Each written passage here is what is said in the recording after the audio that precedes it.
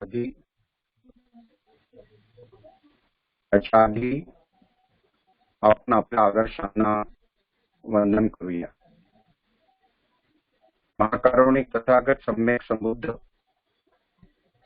बोधिसत्व परमपूज्य डॉक्टर बाबासाहेब आंबेडकर, महात्मा ज्योतिबा फुले, कबीर महाराज गाडगे बाबा या महापुरुषांच्या स्मृतीस विनम्र अभिवादन आणि पंचांग प्रणाम करतो. पृथ्वीच्या पाठीवर बुद्धाच्या धम्माचा उपदेश करण्यासाठी जे भ्रमण करतात आणि स्वतःला अरहंत पदापर्यंत पोहोचवण्याकरिता श्रम करतात, त्या सर्व बुद्धपुत्र म्हणजे श्रमणांना आपल्या सर्वांच्या वतीनं प्रथम क्षमा याचना करेल. म्हणते, आमच्याकडून बुद्ध धम्म संघ या 3 रत्नांप्रती काही दोष घडला असेल तर आपण आम्हाला क्षमा करा. या क्षमा याचनेनंतर भिक्खू संघाला मी पंचांग प्रणाम करतो. आदरणीय नंदकिशोर दादा साळवे यांना वंदन करतो आणि या व्याख्यानासाठी जे ज्येष्ठ आणि श्रेष्ठ उपासक जुळलेले असतात त्या सर्व मान्यवरांना मी वंदन करतो. माझ्या बरोबरीचे आणि माझ्यापेक्षा लहान असणाऱ्या सर्वांना मी मैत्रीपूर्ण जय भीम करतो.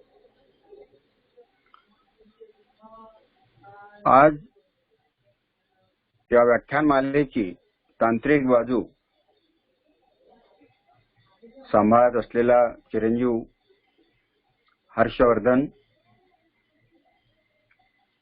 याचं अभिनंदन करतो, त्याचं स्वागत करतो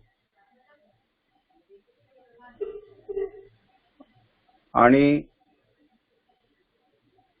उपस्थितांचं देखील सर्वांचं स्वागत करतो. आपण सर्वजण त्रिशरण पंचशिलेसाठी जिथे असाल तिथे जसे असाल तसे आपण हात जोडून माझ्या बरोबर सोबत सोबत म्हणावं. अरहं सम्मा संबुद्धो भगवान् बुद्धं भगवन्तं अभिवादेमि.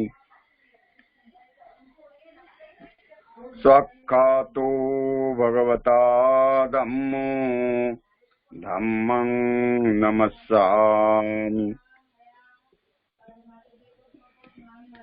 सुपटिपन्नो भगवतो सावक संघो संघं नमामि.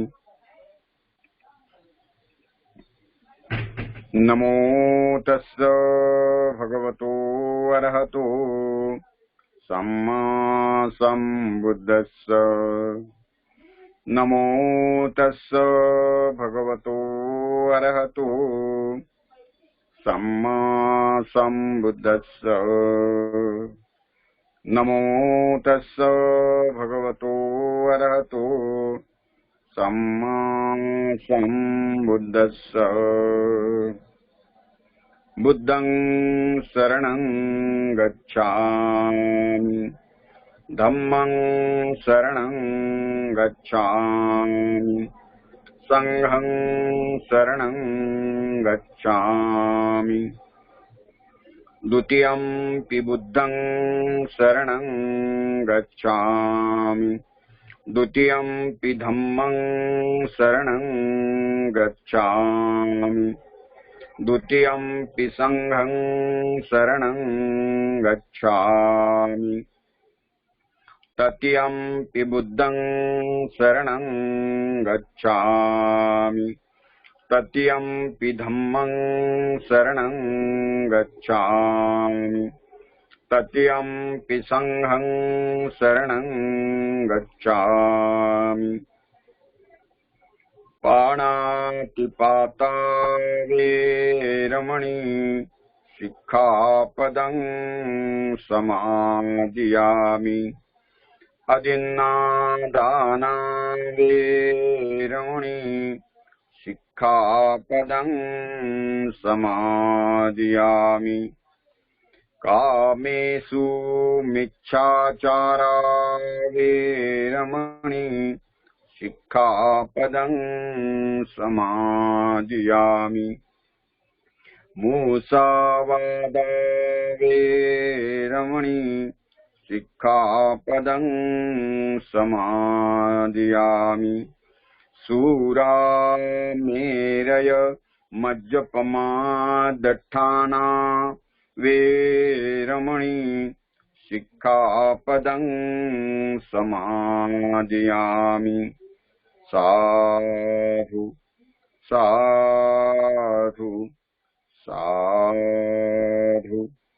नमो बुद्धाय नमो धम्माय नमो संघाय इमाय धम्मानुधम्म पटिपत्या बुद्धं पूजेमि इमाय धम्मानुधम्म पटिपत्या धम्मं पूजेमि इमाय धम्मानुधम्म पटिपट्टिया संघं पूजेमि।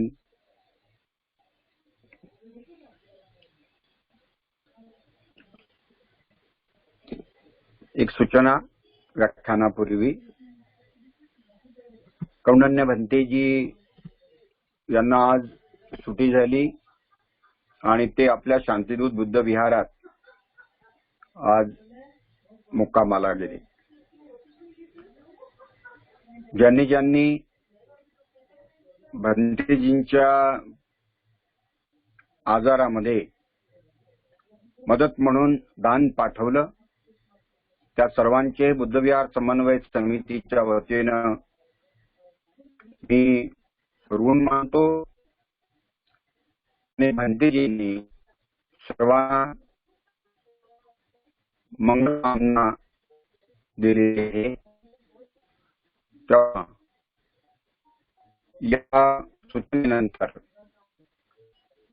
आदरणीय वंदनीय नंदकिशोर दादा साळवे यांना दोन्ही हात जोडून विनंती करतो की दादा आपण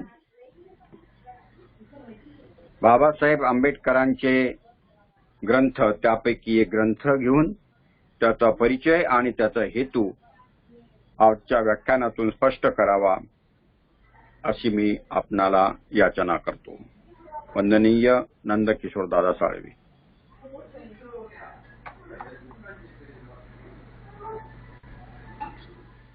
हॅलो, हा भाऊ आवाज येतो का? आवाज येतो आणि आवाज जर आला नाही तरच सांगू आम्ही तुम्हाला, जर सांगितलं नाही तर समजून जायचं का आपला आवाज येतो आहे। बर, ओके, अच्छा, करू सुरुवात मग? सुरुवात करा। Okay okay. व्हिडिओ दिसतोय का? व्हिडिओ दिसत नाही तुमचा, आवाज स्पष्ट येऊन राहिला, व्हिडिओ दिसत नाही। व्हिडिओ ऑन आहे का हे? हा दादा, एक मिनिट। हा, कॅमेरा सुरू करायला लावा त्याला। हो हो हो, इथं काही नाही ना?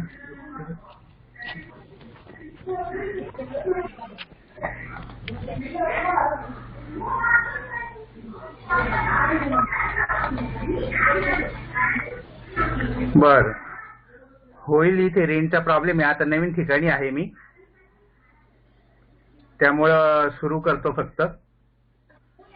आवाज येतोय ना मात्र? आवाज येतो. ओके आवाज ओके. येतो सुन. हा ठीक आहे. हॅलो. नमो तस्स भगवतो अरहतो सम्मा संबुद्धस्स. नमो तस्स भगवतो अरहतो सम्मा संबुद्धस्स. नमो तस्स भगवतो अरहतो सम्मा संबुद्धस्स. महाकारुणी तथागत भगवान बुद्ध, परमपूज्य बोधिसत्व विश्वरत्न डॉक्टर बाबासाहेब आंबेडकर यांच्या स्मृतींना आणि विचारांना विनम्र अभिवादन.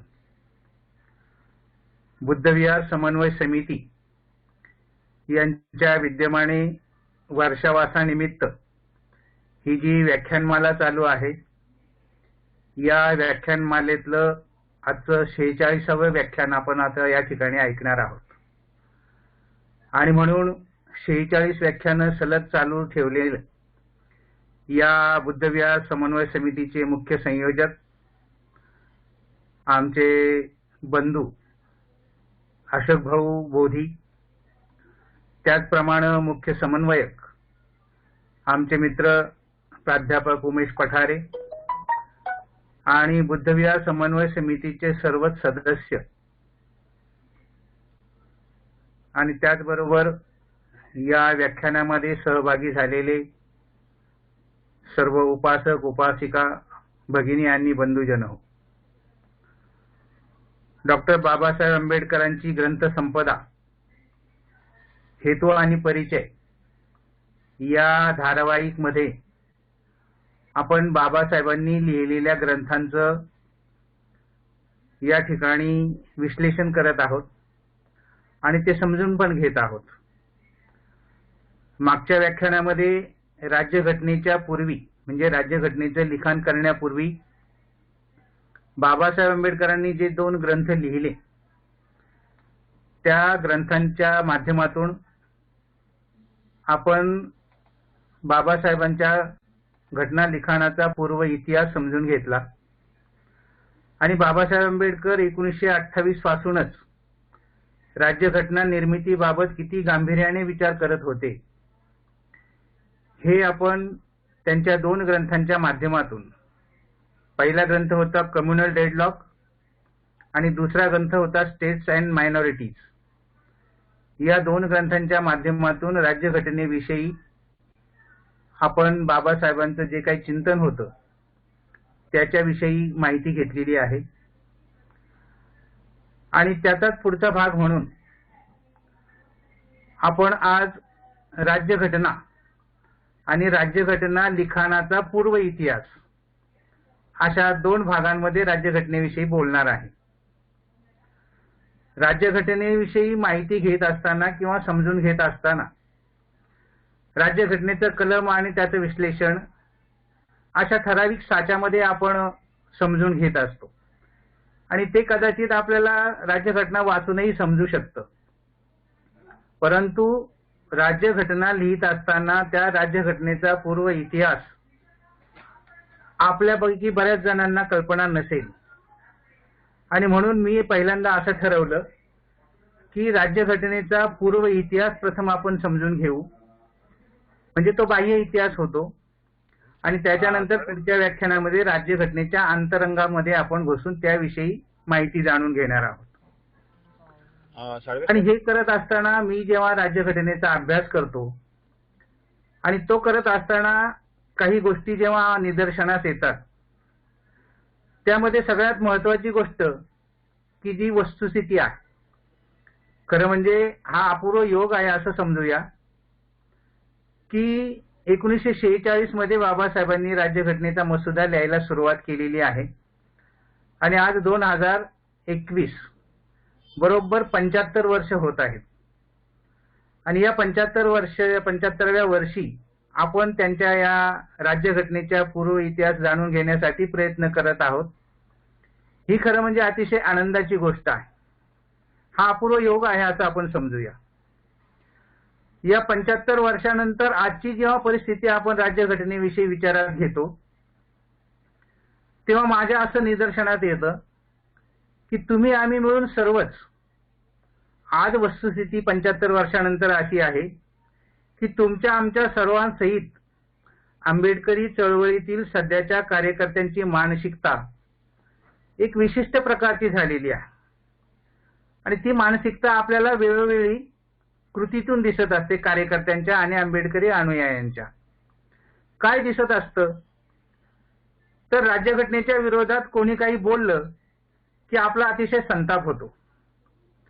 शासनकर्ते कोणीही असोत, ते काँग्रेसचे असोत की भाजपचे असोत, ते सतत एक गोष्ट बोलत असतात, घटनेत दुरुस्त्या करू, घटना रद्द करू, घटना बदलून टाकू, अशी भाषा ते सतत करत असतात. आणि त्यांनी अशी हुल उठवली की त्यावर प्रतिक्रिया म्हणून आपण काय करतो तर आपण मोर्चे काढतो, घोषणा देतो, निषेध करतो, निवेदन देतो आणि शांत होतो. शासनकर्त्यांना हे चांगलं माहित आहे की हे लोक 2 दिवस गोंधळ घालतील आणि शांत बसतील. ते मात्र त्यांना जे काही साध्य करायचं आहे ते हळूहळू पण निश्चितपणे साध्य करत असतात. ही आजची 75 वर्षानंतरची वास्तविकता आहे.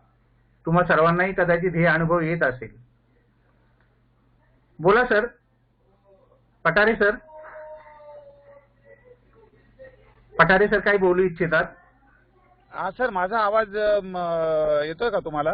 हो हो, आवाज येतोय तुमचा, पण माझा व्हिडिओ ऑन होऊ नाही राहिला इथे. तुमचा व्हिडिओ ऑन आहे. ऍक्च्युली काय झालंय, मी प्रवासादरम्यान आहे, मी खूप वेळचा हॅलो हॅलो करतो पण माझा आवाजच जात नाहीये. ऑफ करून टाकला. बरं, तुमचा व्हिडिओ दिसतोय, परंतु आणखीन एक कोणाचा तरी व्हिडिओ चालू होता आणि मी बराच वेळचा हॅलो हॅलो करतोय पण माझा आवाज जात नाहीये. माझा व्हिडिओ दिसतोय का? हा, तुमचा व्हिडिओ दिसतो आहे. आता काही प्रॉब्लेम नाही. तुम्ही कंटिन्यू ठेवा सर, तुमचं व्यवस्थित चालू आहे. ओके ओके ओके, ठीक आहे. रणपिसे साहेबांचा व्हिडिओ सुरू आहे. त्यांना विनंती आहे की त्यांनी आपला कॅमेरा ऑफ करावा. खाली बटन आहे त्याला, त्याच्यावर क्रॉस. 2 जण दिसत आहेत. हा, रणपिसे उभयतांना विनंती. आता ते जुन्या लोकांना, वयस्कर लोकांना हे टेक्निक येत नसल्यामुळे तो प्रॉब्लेम आहे. हो बरोबर. त्यांना पण कळत नसेल का आता हे बंद कसं करायचं. साहजिक आहे, साहजिक आहे, जाणवतं मला ते, हरकत नाही. तर आणि त्यांना जर येत नसेल तर आपण थोडं आपण ते सहन करावं आणि त्यांना काही उपाय नाही. ओके ओके ओके, करू सुरू पुढे? हा, सुरू करा. ओके. तर मी आजच्या कार्यकर्त्यांची वास्तविकता आपल्याला सांगत होतो की आजचे कार्यकर्ते कशा पद्धतीने रिॲक्ट होतात राज्यघटनेविषयी. आणि म्हणून ही जेव्हा प्रतिक्रिया आपल्या कार्यकर्त्यांची मी बघतो तेव्हा मला असं वाटतं राज्यघटनेविषयी की शासनकर्त्यांनी जेव्हा अशी हुल उठवली तेव्हा एखादा विचार राज्यघटनेच्या माध्यमातून मांडला तर आपण सुद्धा विचाराला विचाराने विचारपूर्वक उत्तर दिलं पाहिजे. मुद्दा लक्षात घ्या. शासनकर्त्यांनी राज्यघटनेच्या विरोधात जर एखादी हुल उठवली तर आपण मोर्चे, निदर्शने, निवेदने, निषेध हे सगळं क्रमप्राप्त आहे, त्याबद्दल दुमत नाही. पण राज्यकर्त्यांना वचक बसावा म्हणून आपण विचाराने विचाराला विचारपूर्वक उत्तर दिलं पाहिजे असं मला सतत वाटत असतं. आणि म्हणून ते देण्यासाठी मात्र संविधानाचा किंवा राज्यघटनेचा अभ्यास करणं गरजेचं आहे. ही गोष्ट सुद्धा प्रकर्षाने लक्षात घेतली पाहिजे. खरं म्हणजे राज्यघटनेमुळे कुणाचं नुकसान झालं आहे काय? राज्यघटनेमुळे कुणावर अन्याय झाला आहे काय? राज्यघटना कशासाठी दुरुस्त करायची आहे आणि का म्हणून राज्यघटना बदलायची आहे असे प्रश्न उपस्थित करून शासनकर्त्यांना त्याचा जाब विचारला गेला पाहिजे आणि त्याच्यासाठी त्याचा सतत पाठपुरावा केला पाहिजे आणि तो कायदेशीर मार्गाने केला पाहिजे असं मला सतत वाटत असतं. परंतु तसं घडत नाही आपल्याकडे. याचं कारण असं की राज्यघटनेचा आपला सखोल अभ्यास नसतो आणि त्यामुळं आपला जो हा विरोध आहे हा विरोध अतिशय उथळ स्वरूपाचा आणि क्षणभराचा असतो. राज्यघटनेविषयी आमचीच अस्मिता का जुळलेली आहे? खरं म्हणजे बाबासाहेब आंबेडकरांनी लिहिलेली ही जी राज्यघटना आहे ही तमाम भारतीय नागरिकांसाठी आहे. मग तो कोणत्याही जातीचा असो, कोणत्याही धर्माचा असो, कोणत्याही पंथाचा असो, सर्वांसाठीच ही राज्यघटना आहे. परंतु राज्यघटनेच्या विरोधात जेव्हा कोणी बोलतं तेव्हा आपल्यालाच का राग येतो, आपलाच का संताप होतो? त्याचं कारण राज्यघटनेशी आमची अस्मिता जुळलेली आहे. आणि ती का जुळलेली आहे? तर या राज्यघटनेमुळे आम्हाला आमचे राजकीय हक्क प्राप्त झाले आहेत. त्यातील मूलभूत हक्कामुळे आम्हाला सन्मानाने जगण्याचा अधिकार मिळालेला आहे. मूलभूत हक्क जे आहेत ते भाग 3 मध्ये आहेत, कलम 12 ते 34 मध्ये. त्याच्यावर आपण पुढच्या व्याख्यानात बोलूया. परंतु मूलभूत हक्कांमुळे आम्हाला सन्मानाने जगण्याचा अधिकार मिळालेला आहे.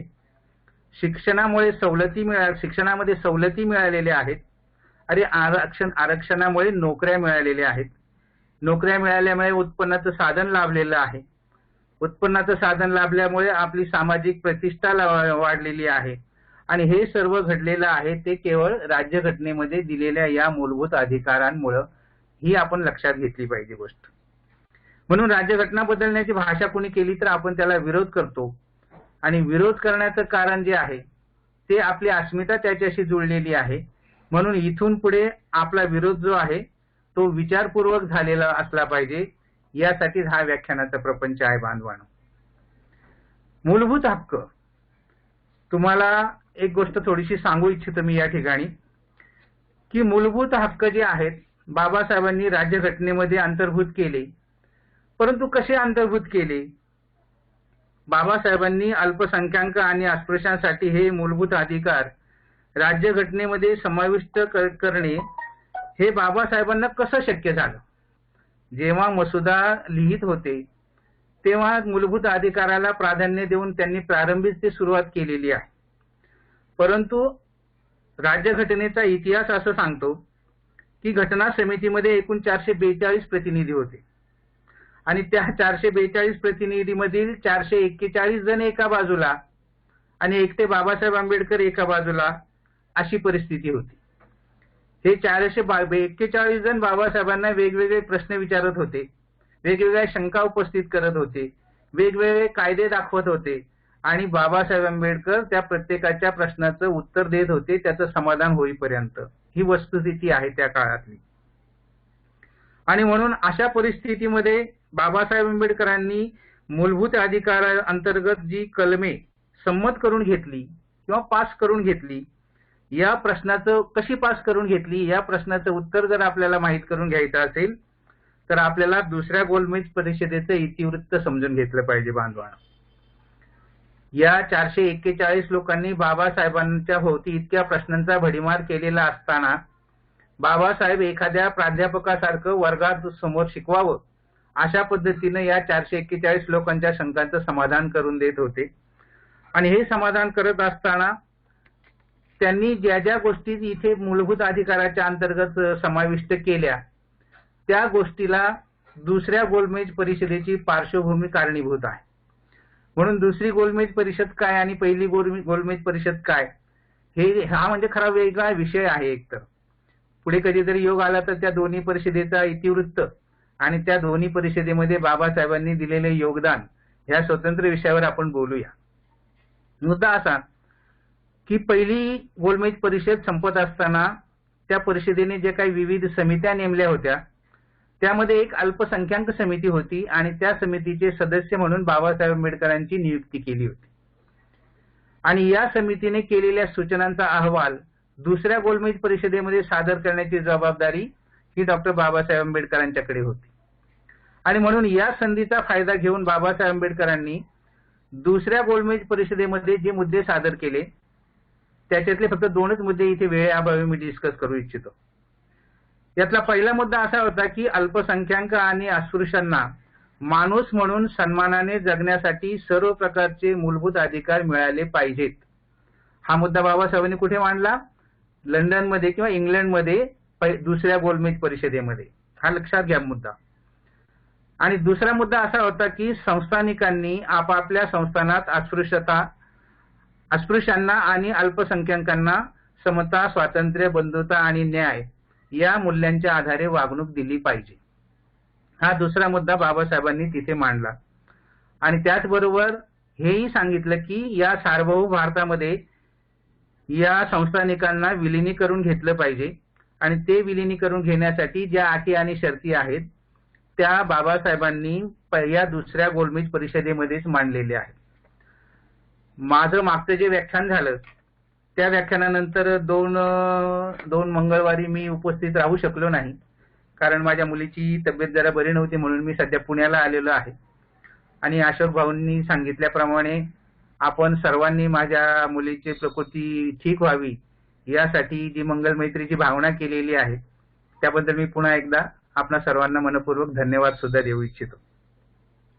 हे मी सांगत होतो की या अगोदरच्या 2 व्याख्यानापूर्वी माझं जेव्हा एक व्याख्यान झालं त्याच्यामध्ये मी असं म्हटलं होतं की हे जे संस्थानिक आहेत या संस्थानिकांचं विलिनीकरण हे केवळ बाबासाहेबांच्या लेखणीमुळे झालेलं आहे. आणि मग या ज्या काही पोस्ट इथे येत असतात त्याच्यामध्ये डॉक्टर प्रल्हाद पडघणे साहेब यांनी एक मुद्दा उपस्थित केला होता की संस्थानिकांच्या विलिनीकरणाचं सर्व श्रेय हे वल्लभभाई पटेलांना जातं आणि मग बाबासाहेबांचं श्रेय आहे असं कसं म्हणू शकतो. आणि म्हणून त्या निमित्ताने थोडंसं विवेचन मी या ठिकाणी करू इच्छितो की दुसरी जी गोलमेज परिषद आहे ती 1930 मध्ये झाली आणि या परिषदेमध्ये बाबासाहेबांनी सर्वप्रथम संस्थानिकांच्या विलिनीकरणाचा प्रश्न त्या गोलमेज परिषदेमध्ये मांडलेला आहे. आता परिस्थिती लक्षात घ्या की गोलमेज परिषद लंडनमध्ये होते आहे, बाबासाहेब तिथे संस्थानिकांच्या विलिनीकरणाचा प्रश्न मांडत आहेत आणि समोर कोण बसलेला आहे? समोर बाबासाहेबांचे गुरु बसलेले आहेत, ज्यांच्याकडे बाबासाहेब विद्यार्थी म्हणून शिकत होते ते नाम जोशी त्या ठिकाणी समोर बसलेले आहेत. ज्यांनी बाबासाहेबांना आर्थिक स्वरूपात भरघोस मदत केली ते बडोद्याचे नरेश सयाजीराव गायकवाड महाराज समोर बसलेले आहेत. त्याचबरोबर इंग्लंडचे पंतप्रधान मॅकडोनाल्ड समोर बसलेले आहेत. इंग्लंडचा राजा पंचम जॉर्ज हा समोर बसलेला आहे. आणि अशा दिग्गजासमोर बाबासाहेबांनी संस्थानिकांच्या विलिनीकरणाचा प्रश्न अतिशय परखडपणे मांडलेला आहे. खरं म्हणजे सयाजीराव गायकवाड सोबत बिकानेरचे महाराज हे एक संस्थानिक होते आणि बिकानेरचे महाराजांचा आणि बाबासाहेबांचा तिथे मोठा वैचारिक संघर्ष सुद्धा परिषदेमध्ये झालेला आहे. आणि त्या ठिकाणी बाबासाहेबांनी संस्थानिकांच्या विलिनीकरणात कशा पद्धतीने केलं पाहिजे हा मुद्दा तिथे मांडलेला आहे. ही घटना कधीची आहे? 1930 सालची.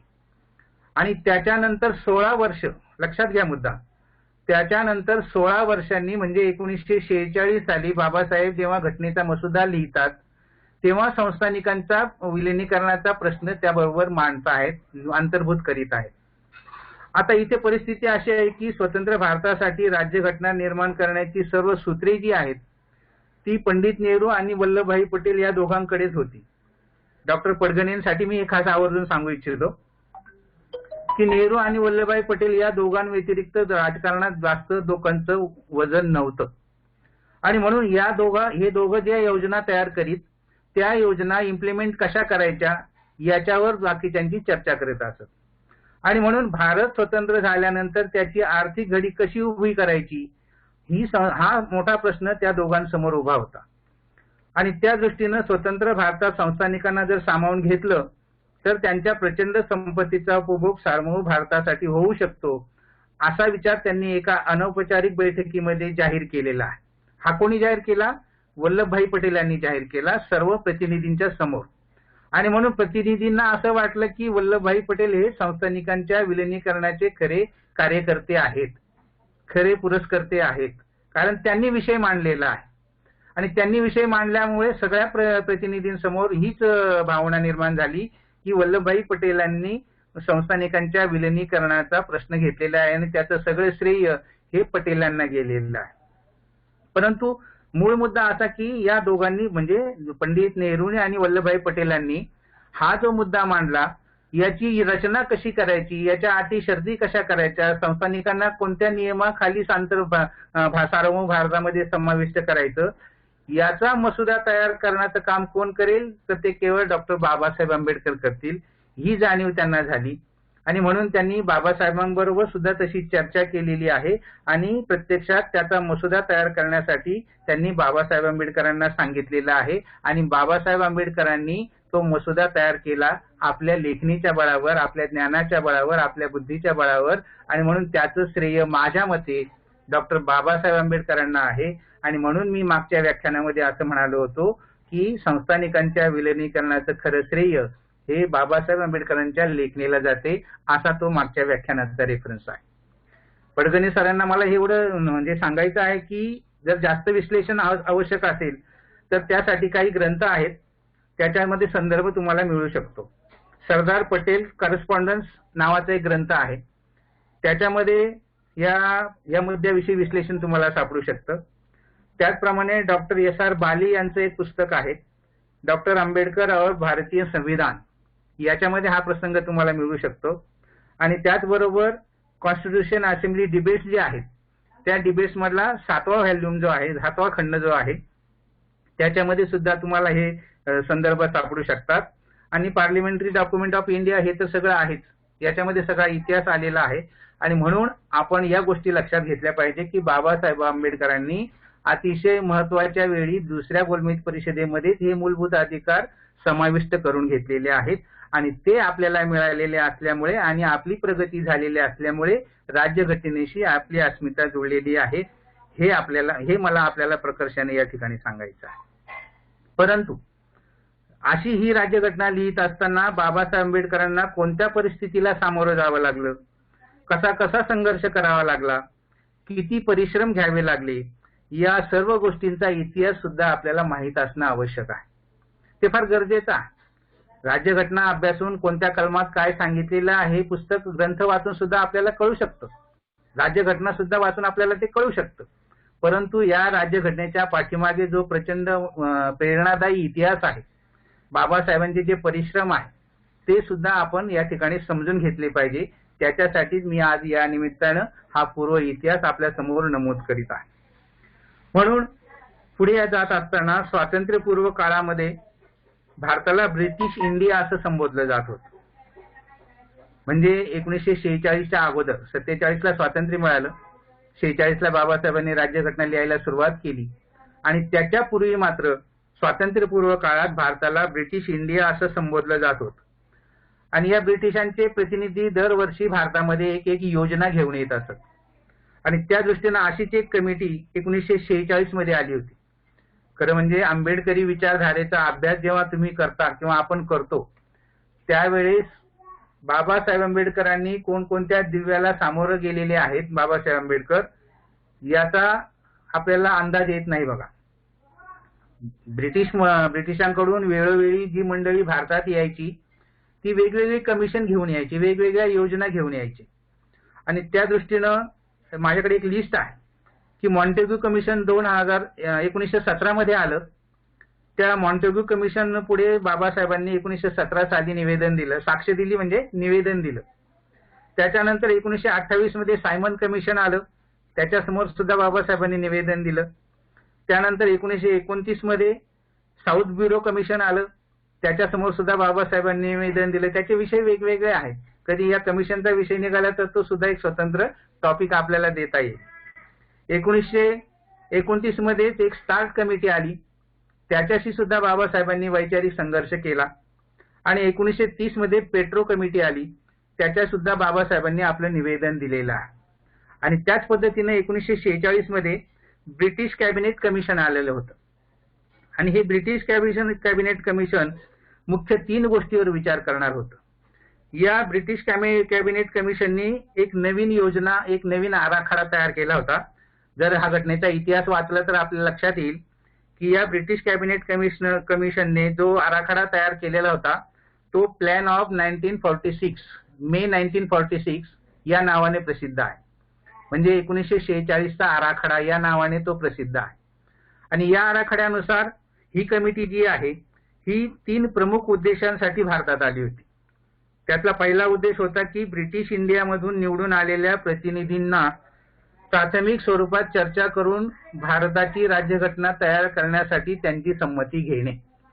आता ब्रिटिश इंडियामधून निवडून आलेले प्रतिनिधी आणि त्यांच्याशी चर्चा करायची, कारण काही प्रतिनिधी विरोधात होते, काही प्रतिनिधी फॉर होते, परंतु या सगळ्यांची संमती घेऊनच भारतासाठी राज्यघटना तयार करावी लागेल हा उद्देश या कमिटीचा होता. म्हणून त्यांची संमती मिळवणे हा पहिला उद्देश. दुसरा उद्देश होता नवीन मंत्रिमंडळाची स्थापना करणे आणि तिसरा उद्देश होता संविधान सभेची म्हणजे घटना समितीची स्थापना करणे. असे 3 उद्देश या कमिशनचे होते. हे 2 उद्देशावर आपण नंतर चर्चा करू, पण तिसरा उद्देश जो आहे संविधान सभेची म्हणजे घटना समितीची स्थापना करणे, हा उद्देश या कमिशनने समोर ठेवला, मंत्रिमंडळाच्या समोर ठेवला. आणि या तिसऱ्या उद्देशानुसार डिसेंबर 1946 मध्ये पंडित नेहरूंनी संविधान सभा स्थापन करण्याचा ठराव मांडला. त्यास काँग्रेससह सर्व पक्षांनी मान्यता दिली आणि त्यानंतरच घटना समिती म्हणजे संविधान समिती स्थापन झालेली आहे. या समितीमध्ये मोठे मोठे व्यापारी होते, नामांकित वकील होते, जमीनदार होते, संस्थानिक होते आणि वेगवेगळ्या जाती धर्माचे सुद्धा प्रतिनिधी याच्यामध्ये होते.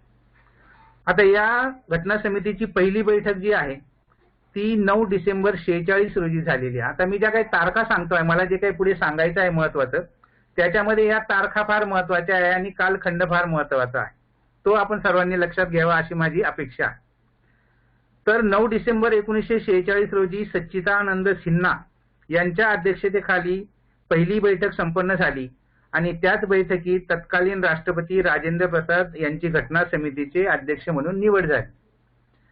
सामान्य वाचक जो आहे किंवा आपले सर्वसामान्य कार्यकर्ते आहेत, आंबेडकरी अनुयायी आहेत, ते बोलण्याच्या ओघामध्ये असं सांगतात की घटना समितीचे अध्यक्ष डॉक्टर बाबासाहेब आंबेडकर होते.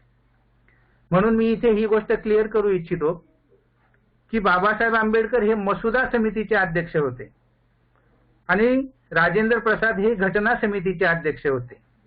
सर्वप्रथम घटना समिती स्थापन झालेली आहे 9 डिसेंबर 1946 साली आणि ही घटना समिती स्थापन झाल्यानंतर या घटना समितीचे अध्यक्ष म्हणून राजेंद्र प्रसाद यांची निवड झाल्यानंतर या घटना समितीने एकूण 13 उपसमित्या निर्माण केलेल्या आहेत. ही माहिती कदाचित कोणाजवळ नसेल, परंतु आपण हे जाणीवपूर्वक मी या ठिकाणी हे सांगू इच्छितो आपण सर्वांना की या घटना समितीने एकूण 13 उपसमित्या निर्माण केल्या होत्या आणि त्या समित्यांचे अध्यक्ष निवडलेले होते. त्या अध्यक्षांमध्ये डॉक्टर राजेंद्र प्रसाद होते, पंडित जवाहरलाल नेहरू होते, सरदार वल्लभभाई पटेल होते, के.एम. मुन्शी होते आणि डॉक्टर आंबेडकर होते. हे 6 जण, हे जे 5 जण आहेत, या 5 जणांमध्ये या कमिट्यांची विभागणी केलेली होती. माझ्याकडे त्याची यादी आहे. त्याच्यामध्ये संचालन समिती, वित्त आणि स्टाफ समिती, कार्यपद्धती नियामक समिती, राष्ट्रीय ध्वज समिती आणि सुकाणू समिती अशा 5 समित्यांचे अध्यक्ष डॉक्टर राजेंद्र प्रसाद होते. त्यानंतर संघीय अधिकार समिती, संघीय संविधान समिती आणि संघीय राज्य समिती या 3 समित्यांचे अध्यक्ष पंडित जवाहरलाल नेहरू होते. त्याच्यानंतर प्रांतीय संविधान समिती, मूलभूत अधिकार समिती आणि अल्पसंख्याक हक्क समिती या समितीचे अध्यक्ष सरदार वल्लभभाई पटेल होते. एक संघीय व्यापार समिती होती, त्या समितीचे अध्यक्ष के.एम. मुन्शी नावाचे ग्रस्त होते आणि मसुदा समिती जी होती, ड्राफ्टिंग कमिटी ज्याला म्हटलं जातं, त्या समितीचे अध्यक्ष म्हणून डॉक्टर बाबासाहेब आंबेडकर होते. अशा या विविध समित्यांची नियुक्ती घटना समितीने केली होती. आणि मग घटनेचा मसुदा बनवण्यासाठी ज्या 7 सदस्यांची निवड केली होती त्या 7 सदस्यांना घेऊन मसुदा समिती तयार केली होती. मुद्दा इथे असा आहे की या 13 समित्या बनवण्यासाठी साधारण 9 महिन्याचा कालावधी लागलेला आहे. म्हणजे 9 डिसेंबर 1946 पासून पुढे 9 महिने या समित्या बनवण्यामध्ये गेला आणि 9 महिन्यानंतर ऑगस्ट 1947 मध्ये मसुदा समिती स्थापन केलेली आहे आणि 29 ऑगस्ट 1947 ला बाबासाहेब आंबेडकरांची मसुदा समितीच्या अध्यक्षपदी निवड केलेली आहे आणि ती निवड करत असताना त्यांच्या सहकार्यासाठी 7 सदस्यांची नियुक्ती सुद्धा केली होती. आता आपल्या समोर हा इतिहास जो आहे आंबेडकरी राज्यघटनेचा, माफ करा, राज्यघटनेचा हा जो इतिहास आहे, हा इतिहास जो मांडलेला आहे तो अतिशय मोघम स्वरूपामध्ये मांडलेला आहे आणि आपणही तो मोघम स्वरूपातच स्वीकारलेला आहे. त्याच्यामुळे मला याच्यावर थोडंसं मुद्द्याच्या अनुषंगाने बोलायचं आहे की ही जी 7 सदस्यांची समिती होती, ही 7 सदस्यांची समिती ही काही साधीसुधी समिती नव्हती. मसुदा समितीवर या 7 सदस्यांची जी निवड झालेली आहे, ही निवड जी आहे ही फार महत्वाची निवड आहे. कारण या 7 सदस्यांचा इतिहास असं सांगतो की यापैकी एकाही सदस्याने बाबासाहेब आंबेडकरांना मसुदा लिखाणासाठी सहकार्य केलेलं नाही. ही गोष्ट लक्षात घ्या. हे जे 7 सदस्य होते हे वास्तविक मसुदा समितीसारख्या महत्वाच्या समितीवर यांची निवड झाली होती. म्हणजे हे काही साधेसुधे लोक नव्हते. हे अतिशय विद्वान लोक होते, वकील होते, नामांकित वकील होते, कायदेशास्त्राचे अभ्यासक होते, म्हणून तर त्यांची मसुदा समितीसारख्या समितीवर निवड झाली होती. पण या एकाही सदस्याने घटनेचा मसुदा लिखाणासंबंधी अध्यक्ष म्हणून बाबासाहेब आंबेडकरांना एकदाही संपर्क केलेला नाही. हा इतिहास आहे बांधवांनो. किंवा साधं पत्र सुद्धा लिहिलेलं नाही, की साधा फोन सुद्धा केलेला नाही. हे मी आपल्याला का सांगतो आहे, कारण आपल्या समोर असा इतिहास मांडलेला आहे की हे जे 7 सदस्य होते याच्यातल्या एका सदस्याचा मृत्यू झाला, एक सदस्य परदेशात गेले, ते परत आलेच नाही. एक सदस्य संस्थानिक होते, ते त्यांच्या संस्थानिकामध्ये राहिले, ते तिकडेच व्यस्त राहिले.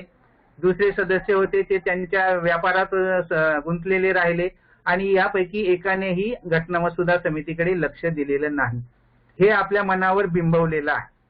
परंतु मी संशोधक म्हणून या घटनेवर जेव्हा विचार करतो तेव्हा मला असं जाणवतो की एवढी विद्वान मंडळी मसुदा समितीसारख्या महत्वाच्या समितीवर घेतलेली असताना त्यांना त्याचं गांभीर्य आलेलं नसेल का? त्यांनी का बरं बाबासाहेबांचं असं असहकार्य केलेलं आहे, का बरं सहकार्य केलेलं नाही?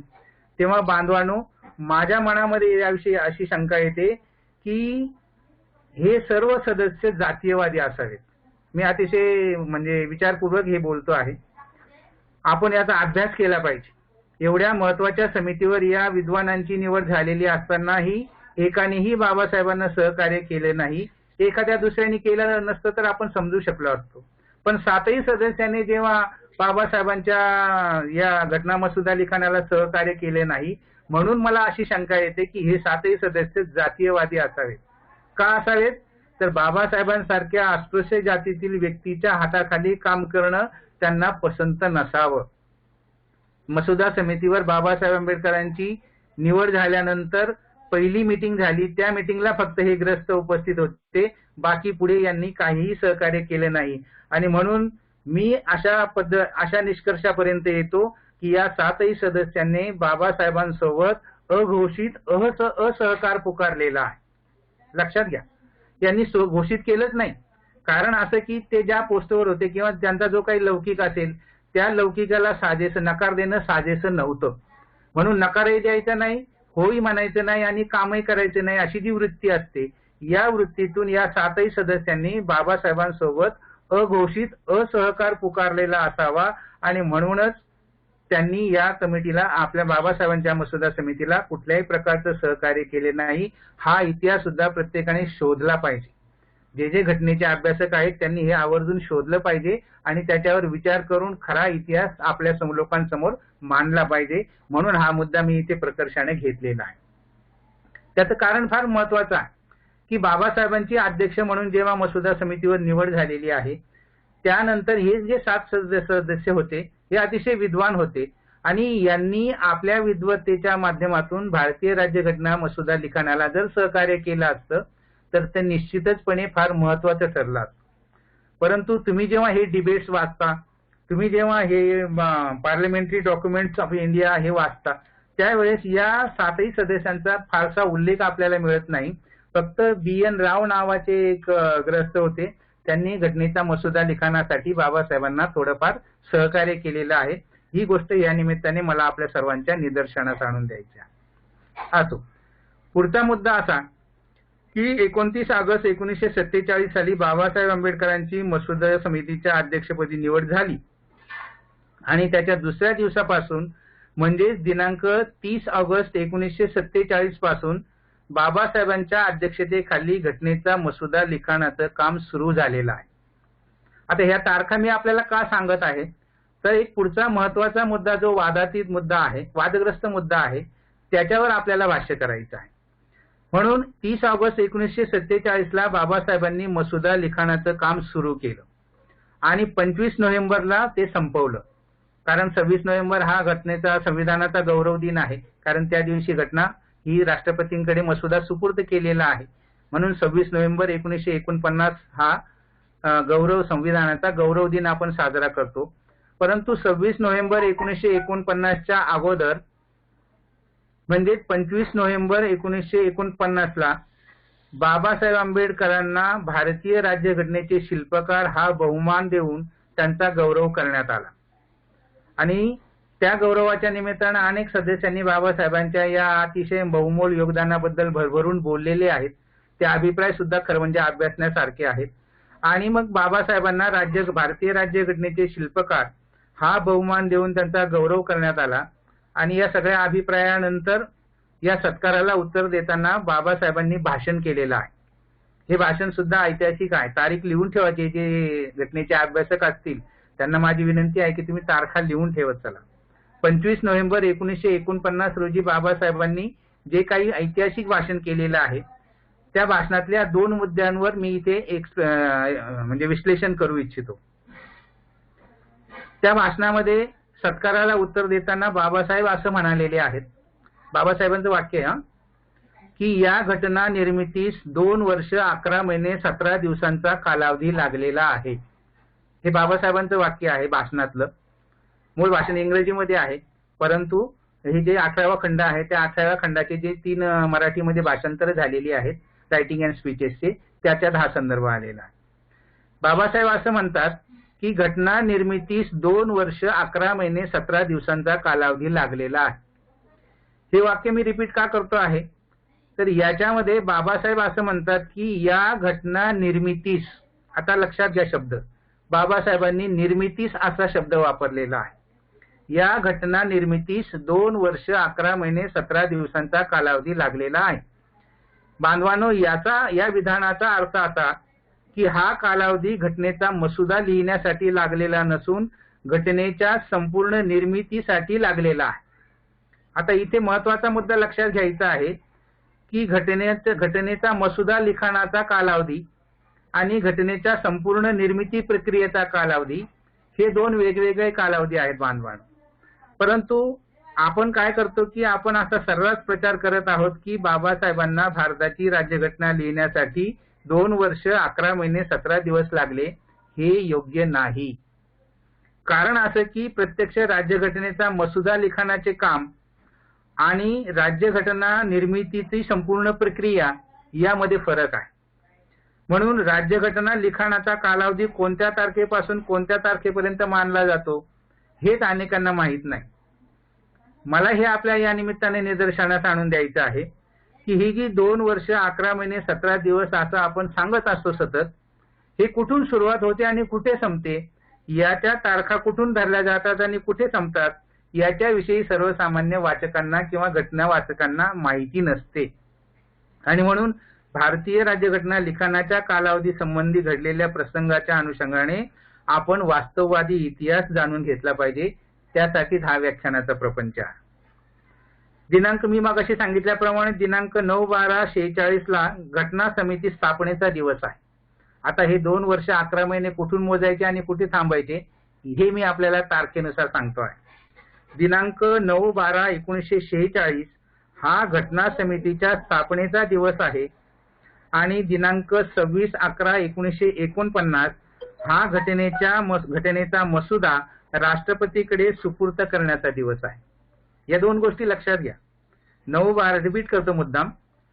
9/12/1946 हा घटना समितीच्या स्थापनेचा दिवस आहे आणि 26/11/1949 हा घटनेचा मसुदा राष्ट्रपतीकडे सुपूर्द करण्याचा दिवस आहे.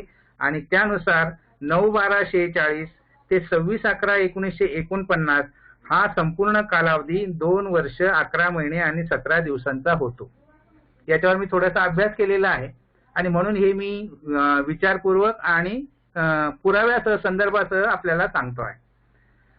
हे जेव्हा 2 वर्ष 11 महिने 17 दिवस होतात याचं जर एकूण दिवसांमध्ये जर आपण रूपांतर केलं तर तो 1081 दिवसांचा कालावधी होतो.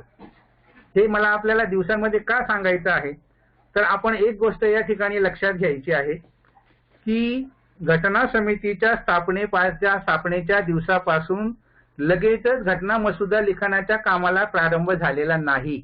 मी जसं मगाशी म्हणालो की मसुदा समिती ही 9 महिन्यानंतर स्थापन झालेली आहे.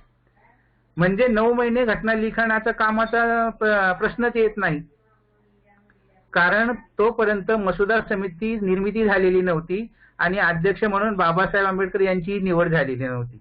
त्यामुळे या 2 वर्ष 11 महिने 17 दिवसापासून मधून हा 9 महिन्याचा कालावधी पूर्णपणे वजा होतो. त्यामुळे मसुदा लिखाणाला सुरुवातच झालेली नव्हती. बाबासाहेबांची निवड ही झाली 29/8/1947 रोजी, म्हणजेच घटना समिती स्थापनेच्या नंतर 9 महिन्यांनी. आणि त्यानंतर दुसऱ्या दिवसापासून म्हणजे 30/8/1947 रोजी मसुदा समितीची पहिली बैठक घेऊन बाबासाहेबांनी घटनेचा मसुदा लिहिण्याच्या कामाला खऱ्या अर्थाने सुरुवात केलेली आहे.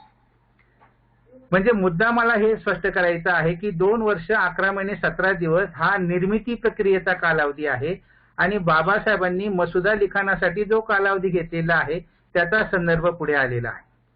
सुरुवातीला मी जसं म्हणालो की घटनेचा पूर्ण लिहून झालेला मसुदा राष्ट्रपतीकडे सुपूर्द करण्याच्या आदल्या दिवशी म्हणजेच 25/11/49 बाबासाहेबांचा सत्कार करण्यात आला आणि त्या सत्काराला उत्तर देताना बाबासाहेबांनी जे भाषण केलं त्याच्यातला आता दुसरा मुद्दा मी आपल्या निदर्शनास आणून देत आहे.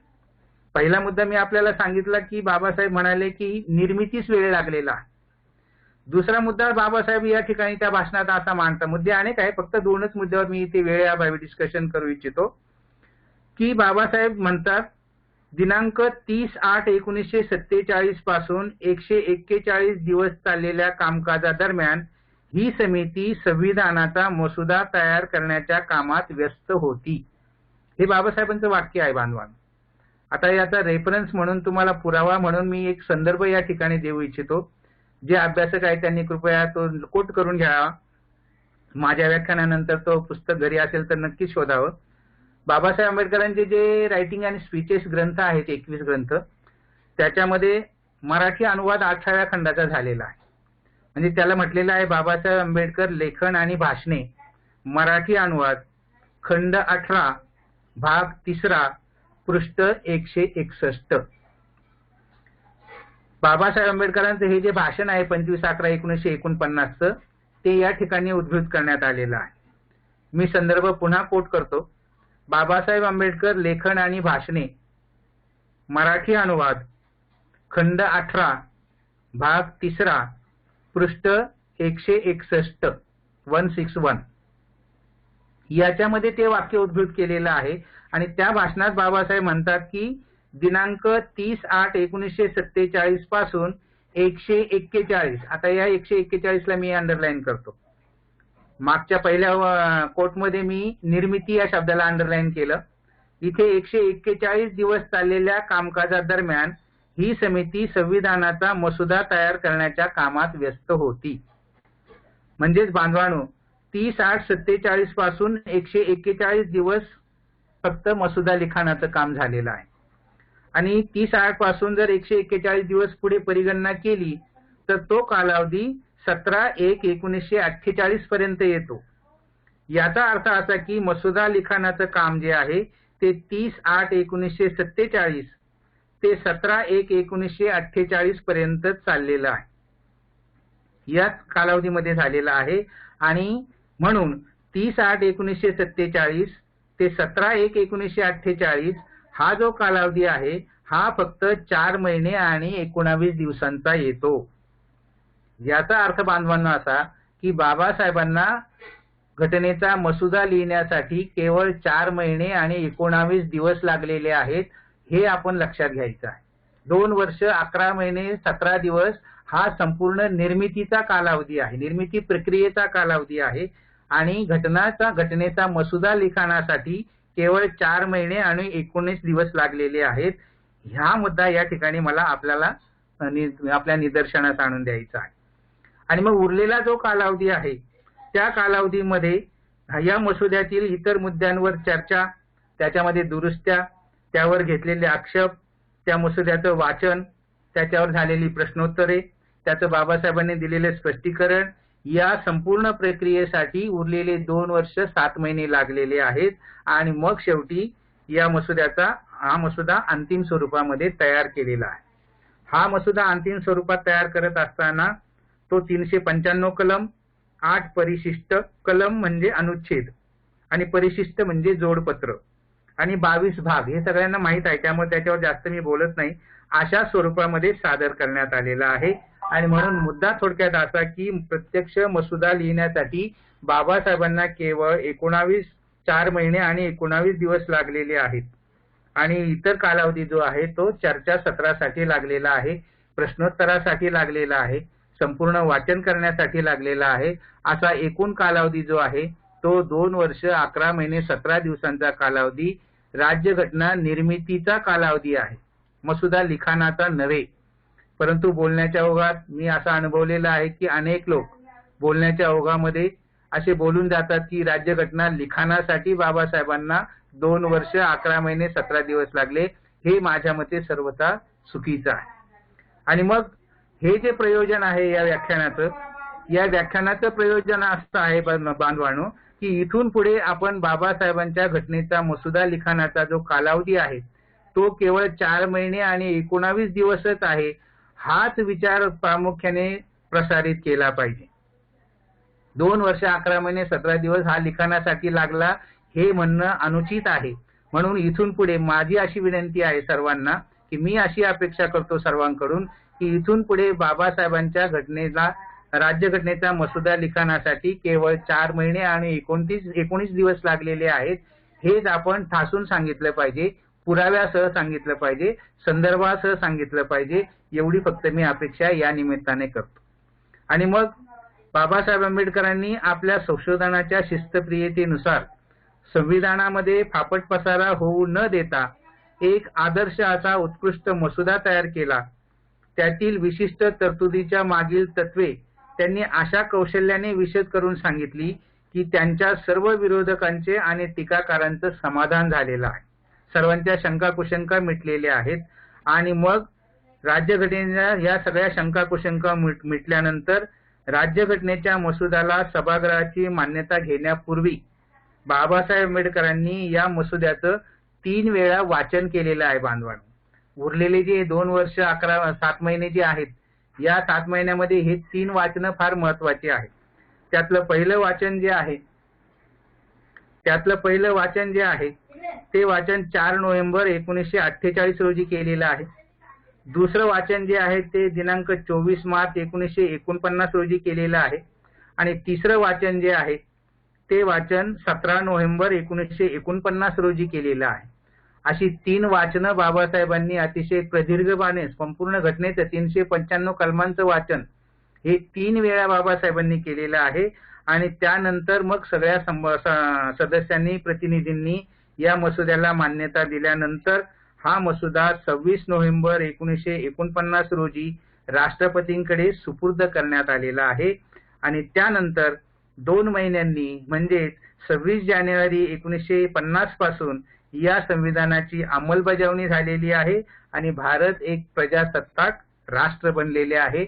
असा हा संपूर्ण राज्यघटनेच्या पूर्वीचा जो इतिहास आहे हा इतिहास आहे.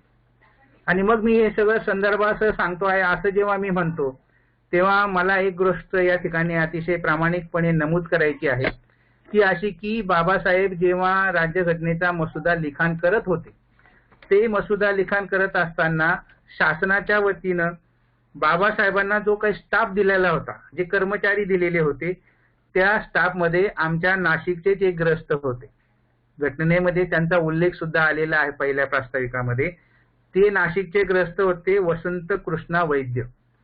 हे गव्हर्नमेंट प्रिंटिंग प्रेसचे कर्मचारी होते.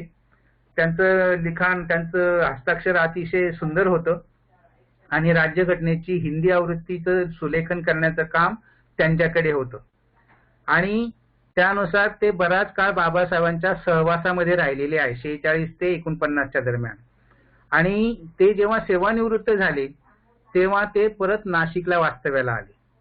आणि ते नाशिकला वास्तव्याला आले ही गोष्ट जेव्हा आम्हाला समजली तेव्हा आम्हाला इतका आनंद झाला. मी आणि आमचे काही मित्र होतो, ते आणि मी स्वतः रोज त्यांच्याकडे जाऊन बसायचो आणि त्यांना खोदू प्रश्न विचारायचो की बाबासाहेब कशा प्रकारे घटनेचे लिखाण करत होते, एखादा मुद्दा कशाप्रमाणे चिंतन करत होते, कशाप्रमाणे सांगत होते, कशाप्रमाणे त्यामध्ये दुरुस्त्या करत होते. आणि हे सगळं त्यांना विचारत असताना मला अतिशय गैरवरून हे सांगावं लागतं आहे की जेव्हा आम्ही त्यांना असे प्रश्न विचारायचो त्यावेळेस ते ग्रस्त, वसंत कृष्ण वैद्य नावाचे ब्राह्मण ग्रस्त, ते डोळे गच्च बंद करून घ्यायचे आणि बाबासाहेबांच्या स्मृतीमध्ये स्वतःला विसरून जायचे. आणि बाबासाहेबांच्या आठवणी सांगताना त्यांच्या डोळ्यातून अक्षरशः पाणी यायचं की कशा प्रकारे बाबासाहेब मसुदा तयार करत होते, कशा पद्धतीने एक एक कलम तयार करत होते, कशा पद्धतीने तो खोडून त्याच्यामध्ये दुरुस्त्या करत होते, त्यांची मुद्रा त्या प्रसंगी कशी चिंतामग्न व्हायची, ते कुठला ड्रेस घालून यायचे, कशा पद्धतीने बसायचे, कशा पद्धतीने हा मुद्दा चुकला असा लिही, तो मुद्दा चुकला तसा लिही, हे सगळं ते सांगत असत. आणि त्याचे साक्षीदार म्हणून हे वसंत वैद्य नावाचे ग्रस्त होते. त्यांचा सहवास मला काही दिवस लाभला आणि त्यांच्याकडून मी हे सगळं जाणून घेतलेलं आहे बांधवांनो. आणि म्हणून त्यांनी जी माहिती मला सांगितली त्यानुसार ही माहिती मी आपल्या पुढे सादर करीत आहे की कुणाला पाहिजे असेल ते त्यांनी लिहून घ्यावं. सावकाश सांगतो, 5 मिनिटं बाकी आहेत अजून. त्यांनी जी माहिती सांगितली त्या माहितीमध्ये घटना निर्मितीचा एकूण कालावधी, आता लक्षात घ्या, निर्मिती आणि लिखाण, मसुदा लिखाण हे 2 प्रकार आहेत. घटना निर्मितीचा एकूण कालावधी 2 वर्ष 11 महिने 17 दिवस. घटना मसुदा लिखाणाचा कालावधी 4 महिने 19 दिवस. या संपूर्ण कालावधीमध्ये ज्या बैठका झाल्या त्या 141 बैठका झाल्या. या संपूर्ण कालावधीमध्ये बाबासाहेबांनी जी चर्चासत्र आयोजित केली होती अशी 11 चर्चासत्र झाली. आणि घटनेची अंतिम रचना जेव्हा झाली त्याच्यामध्ये 22 भाग, 395 अनुच्छेद आणि 8 अनुसूची अशा पद्धतीने ती तयार केलेली आहे. आणि त्यांनी जी प्रत लिहिलेली आहे, हिंदी आवृत्ती लिहिलेली आहे, ती त्यांनी मला स्वतः बक्षीस पण दिलेली आहे, ती माझ्या संग्रही आहे, हेही मला अभिमानाने या ठिकाणी सांगावंसं वाटतं. त्याच्यामध्ये त्यांनी असं सांगितलं की या कालावधीमध्ये 2 वर्ष 11 महिने 17 दिवसाच्या कालावधीमध्ये बाबासाहेबांनी ज्या काही सूचना मांडल्या होत्या त्या 7635 होत्या. त्याच्यामध्ये घटना समितीने ज्या सूचना स्वीकारल्या त्या 2473 होत्या. मग माझ्यासमोर अभ्यास करताना असा प्रश्न पडतो की मग उरलेल्या ज्या काही 5162 सूचना आहेत त्या आता कुठे आहेत आणि त्या कुठे ठेवलेल्या आहेत आणि त्या सूचनामध्ये बाबासाहेबांनी काय काय सुचवलेलं आहे. बांधवांनो, याचा इतिहास आपण जाणून घेतला पाहिजे. आज राज्यघटनेमध्ये दुरुस्त्या केल्या जातात. माझं असं निष्कर्ष आहे की बाबासाहेबांनी या ज्या काही सूचना केलेल्या होत्या आणि ज्या मान्य झाल्या आणि ज्या शिल्लक राहिल्या त्या शिल्लक राहिलेल्या सूचनांचा सुद्धा घटनेच्या अभ्यासकांनी अभ्यास केला पाहिजे. कदाचित त्याच्यामध्ये अल्पसंख्याकांच्या आणि अस्पृश्यांच्या म्हणजेच आजच्या बौद्धांच्यासाठी अनेक सवलती सुद्धा बाबासाहेबांनी सांगितलेल्या असतील, त्या शोधल्या पाहिजे आणि त्या आजच्या सरकारला लागू करण्याविषयी आग्रह धरला पाहिजे. म्हणून त्या 5162 सूचना ज्या स्वीकारल्या गेल्या नाहीत त्याचा सुद्धा आपण अभ्यास केला पाहिजे, ही सुद्धा मी अपेक्षा या ठिकाणी व्यक्त करतो. त्याच्यानंतर त्यांनी असं सांगितलं की घटना लिखाणात जो काही खर्च आलेला आहे त्या काळामध्ये तो 63,96,729 रुपये आलेला आहे. डिटेल आहे त्यांच्याकडे, ते मी स्वतः डोळ्यांनी बघितलेलं आहे. घटना लिखाणासाठी 63,96,729 रुपये खर्च आलेला आहे. या घटनेची प्रथम आवृत्तीची जी किंमत आहे ती 1000 रुपये, ती 800 रुपये होती आणि पहिल्या आवृत्तीच्या 1000 प्रती काढण्यात आलेल्या आहेत. तिथे जी संसदेच्या वाचनालयात म्हणू किंवा लायब्ररीमध्ये जी मूळ घटना ठेवलेली आहे तिचे जर तुम्ही चित्र बघितले तर त्या चित्राची सोनेरी मखर आहे बघा. आणि त्या सोनेरी मखर मध्ये हे सगळं राज्यघटनेचा इतिहास लिहिलेला आहे. ती घटना सुद्धा बघणे हा मनस्वी आनंद आहे बघा. आणि त्यानुसार या घटनेच्या पहिल्या 1000 प्रती केल्या. प्रत्येक प्रतीची किंमत 800 रुपये ठेवण्यात आली होती. या पहिल्या घटनेच्या प्रतीचं प्रकाशन सन 1952 साली झालेलं आहे. आणि त्यानंतर ही घटना जी आहे ही भारतातल्या 14 भाषांमध्ये भाषांतरित झालेली आहे. मूळ लिखाण इंग्रजीमध्ये आज जरी असलं तरी आसामी, उडिया, उर्दू, कन्नड, काश्मीरी, गुजराती, तामिळ, तेलुगू, पंजाबी, बंगाली, मराठी, मल्याळी, संस्कृत आणि हिंदी अशा 14 भाषांमध्ये या राज्यघटनेचं भाषांतर झालेलं आहे. अशा घटना समितीमध्ये एकूण 442 सदस्य होते आणि या 442 सदस्यांपैकी 442 सदस्यापैकी 31व्या क्रमांकावर बाबासाहेबांची स्वाक्षरी आहे. बांधवांनो, हे जे शेवटचं परिशिष्ट आहे त्या परिशिष्टामध्ये उपस्थित असलेल्या सगळ्या प्रतिनिधींच्या स्वाक्षरी आहेत आणि 31व्या क्रमांकावर बाबासाहेब आंबेडकरांची चक्क मराठीमध्ये सही आहे. भीमराव रामजी आंबेडकर ही सही सुद्धा त्या वैद्य नावाच्या ग्रंथाच्या संग्रही आहे. ती सुद्धा मी या ठिकाणी पाहिलेली आहे. आणि अशा पद्धतीनं त्यांनी जी काही माहिती दिली त्या माहितीच्या अधीन राहून मी हा राज्यघटनेचा सगळा पूर्व इतिहास तयार केलेला आहे आणि या निमित्ताने तो आपल्यासमोर मांडावा अशी मी इच्छा केली आणि म्हणून हा विषय मी या ठिकाणी घेतला की राज्यघटनेचं बाह्यरंग मी आपल्यासमोर मांडलेला आहे. पुढच्या व्याख्यानामध्ये मी राज्यघटनेचं अंतरंग मांडणार आहे. कुठल्या कलमामध्ये काय म्हटलेलं आहे, कशा पद्धतीने म्हटलेलं आहे आणि आजच्या परिस्थितीमध्ये ते कसं लागू होतं, आजच्या शासनकर्त्यांनी त्याच्याकडे कसं दुर्लक्ष केलेलं आहे, याच्यावर आपण पुढच्या व्याख्यानात विचार करू. तुर्तास मी इथेच थांबतो. धन्यवाद. जय भीम. आम्ही दादा तुमचं हे आजचं व्याख्यान ऐकून आम्ही थक्क झालेलो आहोत. कारण काय झालं? थक्क झालो. अरे वा, साधू साधू साधू झालो. कारण आम्ही देखील 2 वर्ष 11 महिने हेच बरडत बसलो आतापर्यंत. हा, तेच मला मुद्दा महत्वाचं सांगायचं होतं. बरं, बऱ्याच गोष्टी क्लिअर झाल्या आणि आम्ही ऐकत असताना त्याचा मनस्वी होणारा आनंद हा देखील त्याचं मोजमाप करता येत नाही. असो, धन्यवाद. धन्यवाद. आम्ही सर्व हे सगळं ऐकत असताना धन्य झाल्याचा आम्हाला आनंद होतो. आपल्या सर्वांच्या वतीनं आम्ही आपले आभार मानतो आणि परत मंगळवार कधी येईल याची आम्ही वाट पाहतो. बरं, नक्कीच. पण मंगल मैत्री करण्याच्या दृष्टीनं जे लोक आजारानं म्हणा, वार्धक्यानं म्हणा किंवा अपघातानं म्हणा मृत्यू पावले, त्यांच्या प्रती आदरांजली, त्यांच्या परिवाराच्या प्रती मंगलकामना. जे आजारी असतील ते लवकर आजारातून बरे होत, त्यांच्या प्रती मंगलकामना. सर्व प्राणी मात्र सुखी होत आणि शत्रूंचंही भलं हो आणि मित्रांचंही भलं हो, आपलं स्वतःचंही भलं हो आणि इतरांचंही भलं हो, ही मंगल मैत्री करण्यासाठी आपण हात जोडावे. सबका मंगल हो, सबका मंगल हो, तेरा मंगल मेरा मंगल, सबका मंगल हो, सबका मंगल हो.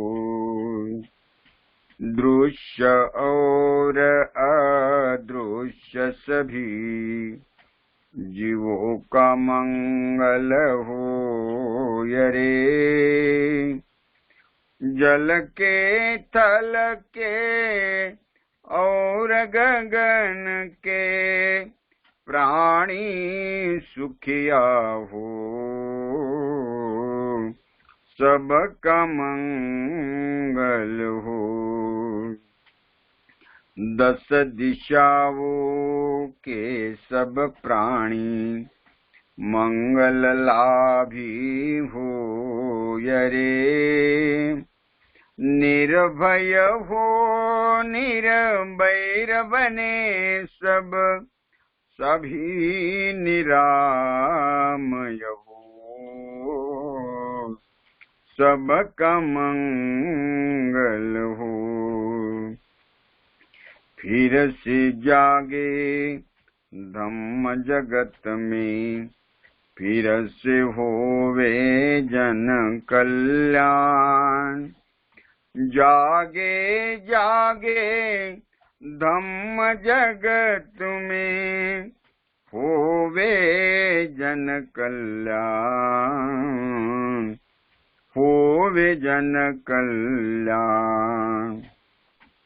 राग द्वेष मोह दूर हो जावे, जागे शील समाधि ज्ञान।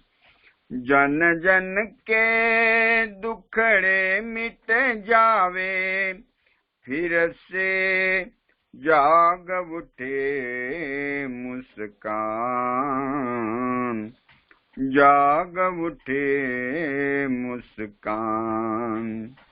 जागे जागे धम्म की वाणी, मंगल मूल्य महाकल्याणी। जागे बुद्ध सदृश कोई ज्ञानी, होवे सुखी सब जग के प्राणी। सबका मंगल, सबका मंगल हो, सबका मंगल हो। तेरा मंगल मेरा मंगल, सबका मंगल हो, सबका मंगल हो। सब पाप सकरणं कुशलस्य उपसंपदा, सचित्त परियोदपनं एतं बुद्धान शासनं।